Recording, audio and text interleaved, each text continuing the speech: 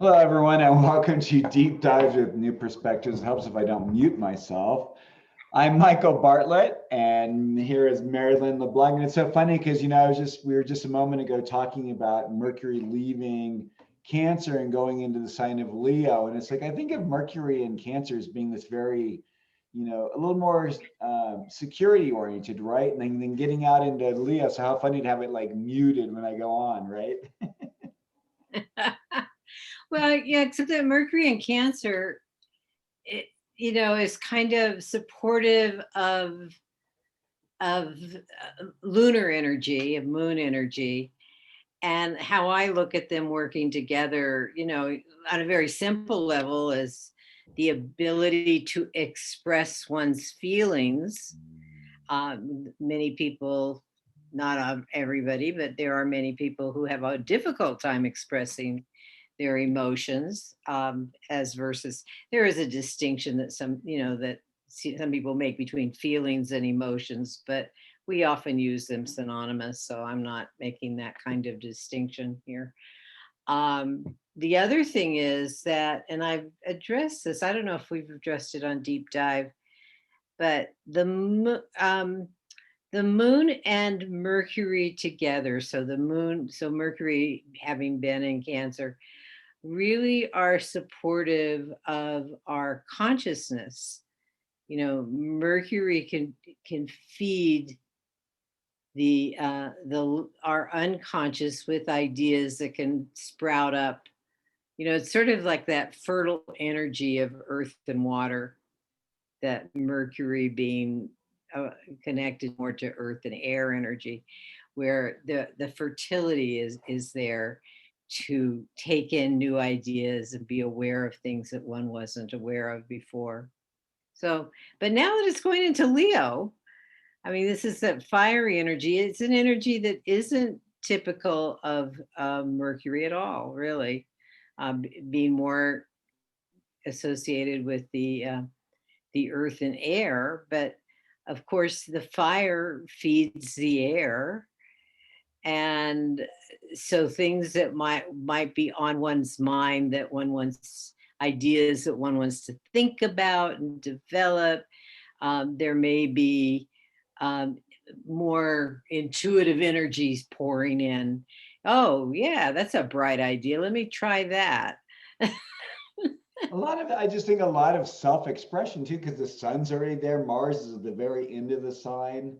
So it's a little more sophisticated than the previous, in a sense, developmentally from the previous fixed sign of Taurus, right? It's changed a little bit. It starts to understand like, hey, it is about me, but it's a lot more fun when there are other people paying attention to me. Or I have a great idea, or what do you think about wearing this? Oh, showing off. Right. Showing off the Mercury. Yeah, showing off what and often when we think about people showing off, there's a lot of communication around that. So the communication might be, have a flair to it. Like, somebody walking into a room with an outfit on that you just simply cannot miss, nor cannot hold back making a comment about. It's so true, and I love that. Oh, I've been watching this show called The Benedict Society or something. It's on sounds Disney like a television, people. actually, and Oh, it's really Disney. cool. The women are dressed in these really, like, every time I see the way the women are dressed, I'm like, oh my god, that's just fantastic.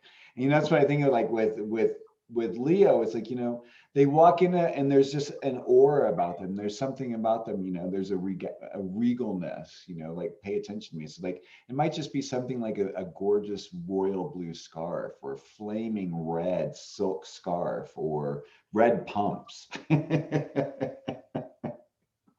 That that reminds me of the dress right for your type kind of energy, and this dates me back to the beginning of the '80s, and I didn't take that class, but I took something very similar, and they would talk about the colors as an individual. Different people uh, where, depending on the impression you want to give, for example, if you were the head of an organization, the leader, so to speak, and you had some difficult stuff to tell your employees, you might want to wear a neutral color so that they don't get too offended or worried, or just Reactive. emotionally reactive to what you're saying. Yeah. But if you really wanted attention, red was the color for anyone, no matter what combination of skin coloring you have. Red is the color to attract attention, to get notice. And it's funny because here we've got Mercury going into Leo, and we've got Mars just almost at the very end of Leo. And it's like, yeah, there's a lot of redness about it. I don't know about you, but personally for me, it's one of the hardest colors for me to wear. I get compliments when I wear it, but it just it's hard to hide when you wear red. Speaking of red, I didn't even think of that. I don't have bright red on, but I've certainly got a top on that has red in it. Right. And here I am with yellow. Yellow is another one that's kind of like I'm a little bit weird about, but I have this one yellow shirt. I thought, okay, I'm going to wear it. Probably doesn't. It shows probably a little bit more white on the screen, but it's like, because yellow, yellow can be one of those colors that can make us look very jaundiced as well. Oh yeah, there's that. That's what it does to your coloring. But it is going towards the neutral range. Right. Right. Not so leonine. No. But I think of red and yellow in a combination actually is Leo. I think as the flame, I think. Well, because I was thinking of the colors that we associate with the zodiac signs, and Leo is in that yellow-orange range. Mm-hmm. So yes, there is that. And of course that speaks, as I look down at my tiger lying on the floor here, that speaks to the lionized. Yes, he's got stripes. He says, I don't associate me. Even though he's got a name that's regal. Reggie. Yes. And then we have Jupiter in the sign of Pisces about to go back into Aquarius, so a little more fixed energy, in the opposing sign. Not opposing sign, because that'd be Libra. Sorry, I went with the other L. I don't know why I connected that, but another fixed sign, so squaring one another. Just squaring signs, at least. It's a little bit of a chance for us, maybe. I don't know, like I can kind of see like maybe protesting going on, or people discussing things that that they're not too happy about. Well, what's going on right now in Congress is that committee is having testimony from the officers that were there on January 6th when the Capitol was being stormed. And matter of fact, on New York Times today, they had a little. I get the breaking news part. I didn't read the whole article about that, and I mean it was attention getting, which is a leonine thing, if anything. Although it wasn't like just as watching that event when it was happening was like appalling. It was riveting in a not pleasant way. And that would be a side, because when we think about Leo, anything in Leo, any planet or point or something, it's not necessarily about the appearance, it's about the attention getting. This is like, it rivets you like, we cannot ignore our sun, in our solar system. It is primary to our existence, even, but to also what happens every day, the moods it puts us in, the things that it puts us through, whether it's too much heat or too little heat, or some stuff of that sort. And so basically what we're getting, a major item of news is the horrors. And when you think about it, as I'm thinking about it now, some of those people that stormed the Capitol were dressed up like in costumes or wanting to get that attention. So there's a very leonine quality about that particular event. And I don't know about you, but I am completely awestruck and dumbfounded by the ways in which this is actually, I think, really still getting downplayed what happened. I mean, anytime in our history, if people had like stormed the Capitol in that way, I mean, how other um, members of Congress on either side, no matter where you stand on it, having that place stormed and fearing for your own safety because someone has decided to direct you. I mean, here's this is another thing about Leo. Leo is just simply self-expressing. People don't understand, like, you don't have to agree with them. But here we're talking this mob mentality that believed along with him when with our ex-president and Leo rising individual who got these individuals to follow it. And then we're like, oh, well, we need to be compassionate about that. Like, no, I think we need to really talk about something else that's really going on that's deeply troubling. Like this is homeland terrorism. Yeah. Well, it's interesting because I didn't really thought about the Mars opposite Jupiter this week on Thursday, that actually can be one of the signatures for that event back on, even though that aspect wasn't there, it was part of the cycle. Mars and Jupiter are into their full cycle starting this Thursday, but part of the cycle in terms, and I don't know exactly where they were at that time. Probably, I would say somewhere in the first phase, maybe into the gibbous phase back in January, which is also, it's sort of like a building of that energy. So if we go back to just Mars and Jupiter together, there's so many expressions for any planetary aspect or even a planet itself. One of the expressions is violence against an ideology, for example, violence against the rule of law. They were These are squaring. It was an opening square on the 6th. an opening square. So And there, tighter to Saturn, actually. Saturn and Jupiter were conjunct in Aquarius 2 to 4 degrees, and Mars at 0 degrees, and Uranus at 6 degrees of Taurus. yeah, well, you're throwing in other planets too now. Because they were there. I mean, see, but I'm just saying that, I mean, you can see like kind of that All gang the up of tension, energy that was all going the, on then. yeah, Sorry. yeah. And so when something comes to its fullness, there's realizations about it, and it will be interesting to watch in the following days how the public responds, because there have been a number of people, well, including a lot of Republicans for that matter, in terms of, I'm talking about our legislators when I say that, um, who really don't think it was such a big deal.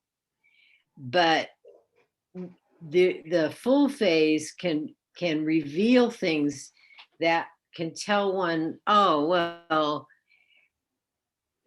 this, you're not really going along with this energy as it's fully expressing itself. So you have a couple of choices, at least. One is to completely continue to ignore and live in your state of negating something that was actually physically recorded, or I mean, of negating it. Or you can change your mind and do something. I talk about the full phase with the moon cycles as a personal thing in terms of our habits, where it's a time of manifesting the actual reality, of bringing into consciousness an actual reality.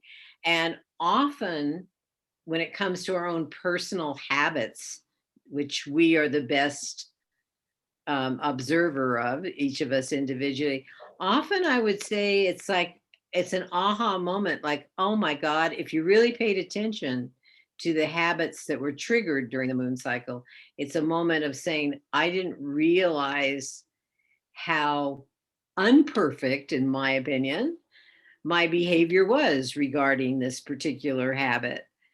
and it's time to make some changes. So I would say in the same level with this Mars Jupiter, you know, that all of us might go, oh my God, you know, I thought this was awful when I saw it, but I'm even more appalled now at how this is being denied, even after people who were there, you know, tell us what they literally went through. You know, it kind of, you know, so those of us that watched it and perhaps didn't call or write or email our legislators in Washington, D.C., we might be moved to do something of that nature at this time. Those that have been in denial of it, they might continue to be in denial of it. My Mars, hope is, Jupiter, I mean, we're talking, there's Mars that inserts things and it's in Leo, right? So it's about the self, and there's Jupiter in Aquarius, which is about the collective. So it's like, how do we assess an appropriate level of correctional energy to those who did this so that it doesn't create any martyrs or any other sort of victorious figures who can come out of it, right? right. Well, and Jupiter is also how we, you know, put out news for the collective. It has to do with the spins that we put on things. And as I'm saying this, I don't, I to tell you honestly, other than a few times in a gym watching a few snippets of Fox News, I don't watch Fox News. I never really have watched it. But when I have these conversations with people, they say, well, those people are only getting their news from Fox News. And I'm going, if that is the truth, I don't, you know, I'm curious then, how is Fox News spinning this hearing? Or are they just ignoring it? In which case, many people will continue to live in a reality that says, oh, well, you know, that was nothing. And matter of fact, you know, our government is going down the wrong road. So these are true revolutionaries. Again, we're having alternate realities flashing through our minds, and alternate realities might have a lot to do with Neptune in its sign Pisces, you know, where the energies, you know, you live according to your beliefs, whether they're whether they're um, validated by anything in the physical real world is another question. But it's fixed signs, right? And I mean, I think what you find with a lot of these individuals and what Fox News is really about is about people who don't want change and who are fixated on a certain way of looking at things. And here we have Jupiter and Mars, kind of squaring off. But it's not going to be. I think it's going to be some interesting energy that's going to be coming up because people do need to share. I don't know. Like I've been looking at this lately. How do you reconcile one's individual viewpoints when they're at odds with the larger collective? One another thing that the Jupiter, Mars Jupiter thing is bringing up too is the whole pandemic, COVID pandemic, which interestingly enough, this cycle of Mars and Jupiter began back in March of 2020 when COVID really hit noticeably the United States, and certain protocols were the beginning of certain protocols like wearing masks, et cetera, keeping social distance, um, kids not attending school, for example. All of that began at this time. And what's interesting at this full phase, where we're thinking, oh, well, we can let go of those things. There's a whole call again. The kids can go back to school the end of this summer in August or September, whenever their schools begin. But now we're recommending they wear masks again, because of the variants and stuff. So the full phase is sort of saying to us, we're not out of the woods. and because Jupiter played a large part, mostly with Mars's partner Pluto, when they met together in Capricorn, that was kind of the beginning of this pandemic energy coming out of China, and and talk about spins and foreigners and stuff, because at least some of the things I have read, and I've actually saw something on television quite a while back again, where they were confirming something that I had read by a particular person. I'm not going to mention names at this point, but um, that indeed it was a manufactured virus in a Wuhan lab, which we coordinate with along with other countries. And there are labs not only in China, but also in the United States and other countries that do experimental experiments with viruses. And, so, this pointing of fingers and blaming it on the Chinese, we could just as well point the finger back at ourselves. It's always a fun thing when you point your finger at someone, you have three pointing back at you. Yeah, exactly. And that's kind of this energy as well, right? It's like, it's because full moon energy is also projection energy, right? It's really like, oh, it's your fault, it's your problem, it's this, but it's like, no, what is it in me that is also creating this? I mean, this is like, where I think we have to come into self-responsibility. And hopefully with Saturn already there in Aquarius and Jupiter in there, that we kind of begin to become aware of our collective responsibility. Right. It won't be till the end of the year that this cycle ends its last quarter, and Mars will be in Scorpio, and Jupiter will still be in Aquarius, and that may give us a sense of what's going to come about in 2022, and in the spring of 2022 we'll have a new cycle of these two planets. But I think that Mars is playing a subtext to the whole energy that came about when Jupiter and Pluto were together in Capricorn, in terms of pandemic issues, which they've been players in other pandemics that the world has experienced. And when Mars moves over to that Scorpio too, we're going to see then what really will need to be sacrificed. So if you're liking what we're saying here, please hit like, hit subscribe. If you like what you're seeing, share with your friends, leave comments. We'd love to hear from you. How can they reach you, Merrylin? Oh, Merrylin LeBlanc. Merrylin LeBlanc. That's my name. Just Google it. You'll find some interesting things, I hope. One of them is that I do a radio show on KSFR and called Moonwise on Saturday mornings, but there are always podcasts available that you can access at ksfr.org under their program tab or the podcasts. And actually, I also, there are podcasts of the Moon Minutes as well as Moonwise. And actually on my website, moonwiseastrology.com, I put the transcripts of the Moon Minutes. So you could either hear them or read them. If you want to read them, you can go to moonwiseastrology.com. Perfect. And if you want to find me, you can find me at coremichael.com. That's coremichael.com. Thank you all for joining us today. Sorry, Lily's been a little bit of a pain in the butt. Oh, your dog, Lily. Mercury is on the move. She says, I want to learn some astrology. Teach me some astrology. Right. No, she's just on the move. This is one of those things where cats rule. My cat's lying here and says, well, that dog just doesn't know how to lie down and go into the dream state. She was there a little while ago, but of course, as soon as I start talking, it changes everything. All right, Michael. Have a great night. Take care. Bye-bye. Thank you.